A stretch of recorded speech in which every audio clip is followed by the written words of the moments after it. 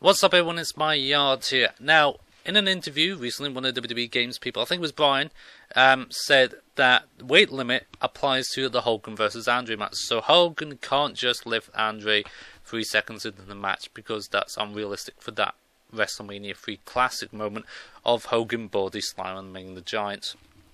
So instead, you have the weight limit move, which, for those that don't know, if you're a cruiserweight, basically you can't lift, obviously, super heavyweights with a suplex, for instance, so you get a generic non-lifting move instead. Everyone can choose a non-lifting move for each position.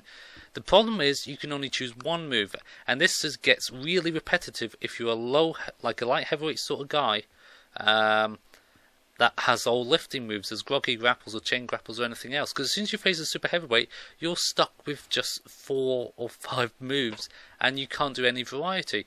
For instance, I've got a Dean Ambrose core, who's technically classed as light heavyweight, I think it is.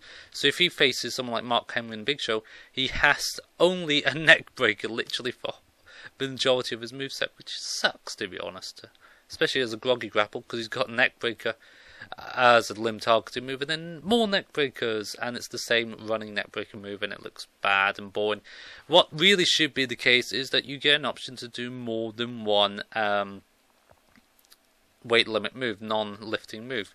That should be easy enough, like a choice for one of each options. I know that makes create a moveset bigger, but ultimately it would make it better. For an instance, if you choose a lifting move. Actually, screw all that. If you choose a lifting move, you should get the option to choose a non-lifting move straight after it. That way, there's no complications if an issue arises. Surely. The reason why I also know that they're telling the truth in terms of the Hogan-Andre match is because I saw it with my own 2 eyes. They showed it at the symposium before the interview with all the superstars and Ric Flair being drunk. They showed Hogan-Andre at Wrestlemania 3 and they showed the demo match. Pre-recorded it, they weren't playing it live. And basically, it was Hogan just doing punches and punches and punches and punches and nothing else.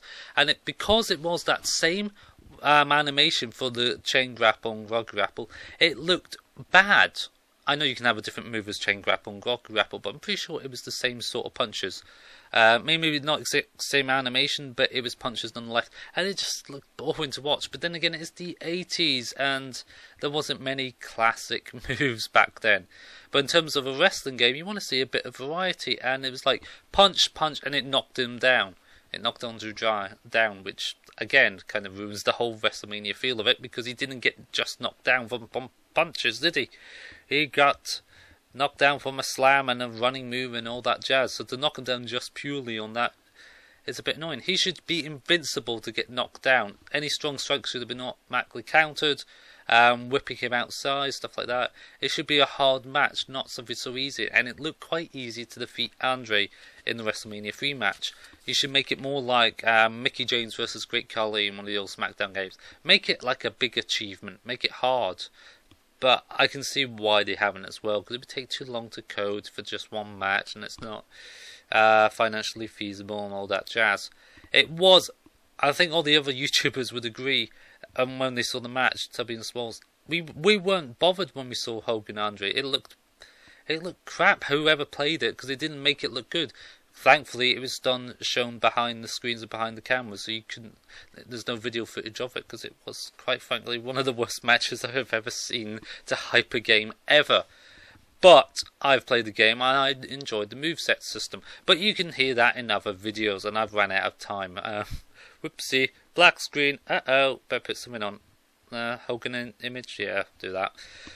So what do you think, guys? Are you going to play Wrestlemania mode? Do you like the weight limit in there? I know you can turn it off online matches if you're that fussed by it.